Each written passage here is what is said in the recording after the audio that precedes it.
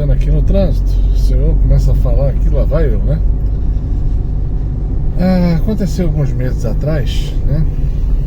Acho que 6 meses, não sei, faz algum tempo, que Deus foi lá e falou, algumas vezes ele repetiu isso, que nós estaríamos passando tempos difíceis, e que nesses tempos difíceis os anjos caídos viriam fazer uma bagunça aqui, né?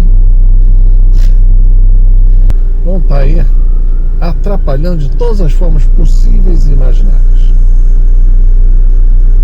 Então a primeira coisa, nesses tempos que são mais difíceis, tão complexos, Deus nos pede paciência. 2, compreensão. Por que compreensão? Compreensão é porque, ao compreender os tempos que vivemos, nos ajuda a entendê-los e a saber agir nele. O problema é quando a gente é um grupo de pessoas, como aquelas ovelhas sem pastor, né? Que não sabe nem para onde vem, nem para onde vai, e nem que dia é hoje. Isso acontece demais.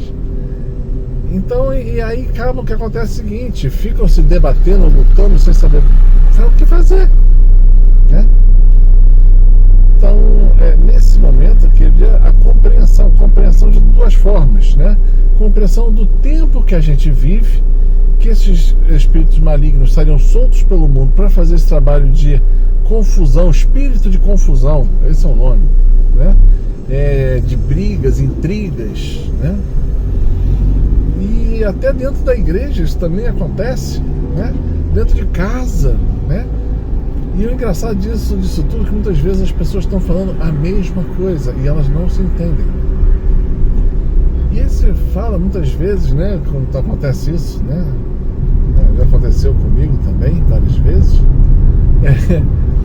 E depois de algum tempo a gente para e pergunta assim: do que realmente a gente está discutindo? Do que a gente está brigando? Aí fala, mas isso. Então, nós concordamos que isso é certo ou isto é errado. Por que coisas... Por que a gente está brigando? Aí para assim e fala assim, não faz sentido nenhum.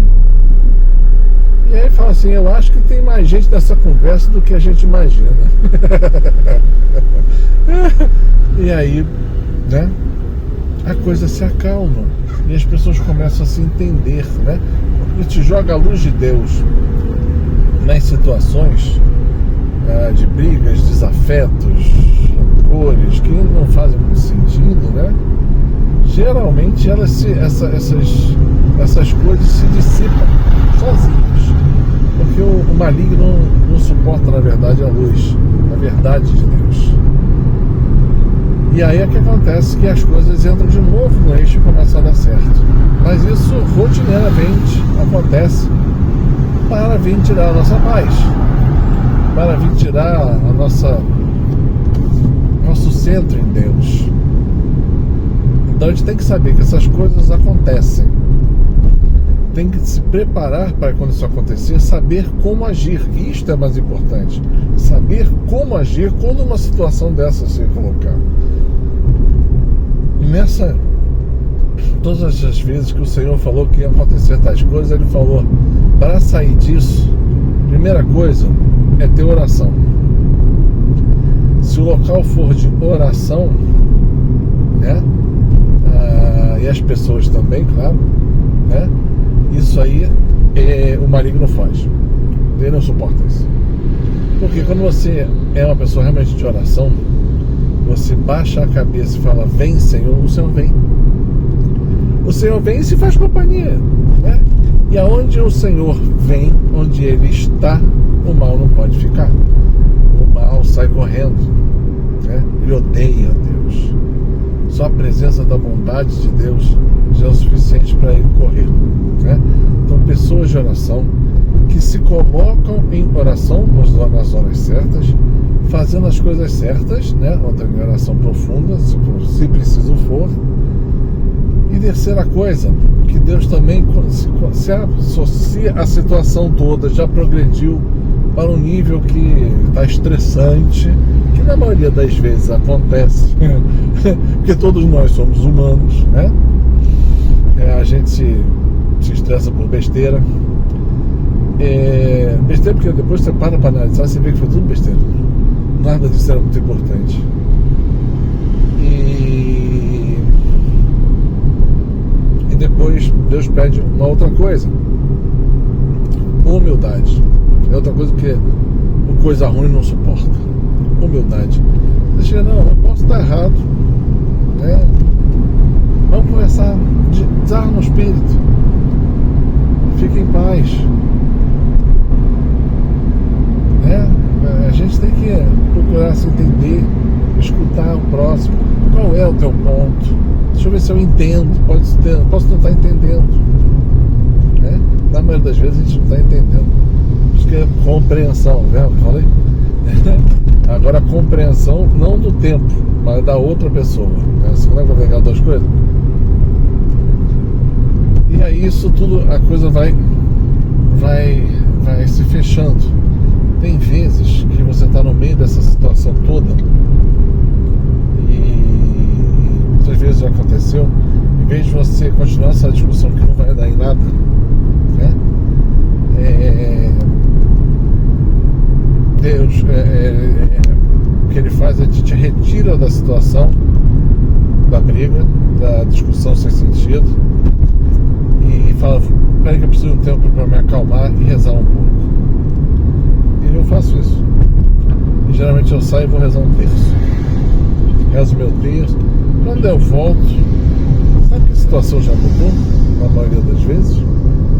E você chega na humildade, né?